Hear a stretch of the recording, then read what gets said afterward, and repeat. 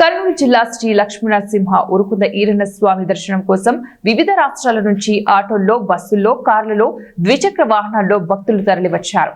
కోసిగి రోడ్లో జమ్మలదిన్నె ఆదోని రస్తాలో కామవరం గ్రామం దాటి కౌతాలం రస్తాలో ఇచర హల్వీ రోడ్ల వైపు చిరుతపల్లి క్రాస్ వరకు సుమారు 3 కిలోమీటర్ల వరకు ట్రాఫిక్ జామ్ అయింది. ఎక్కడి వాహనాలు అక్కడే నిలిచిపోయాయి. ఉదయం 10 గంటల నుంచి సాయంత్రం చీకటి పడినా కూడా కదలని పరిస్థితి. ఎక్కడ దిగినా భక్తులు అక్కడే నైవేద్యం వండి పొలాల్లో రోడ్లపైన పూజలు చేశారు. స్వామివారి దర్శనం కోసం వారు పడిన కష్టాలు వర్ణనాతీతం. 3 కిలోమీటర్లు నడిచి వెళ్లడానికి 3 గంటల సమయం పట్టింది. పిల్లలు, వృద్ధులు, మహిళలు వెంట తెచ్చుకున్న సామాగ్రితో నడవటానికి ఇబ్బందులు ఎదుర్కొన్నారు.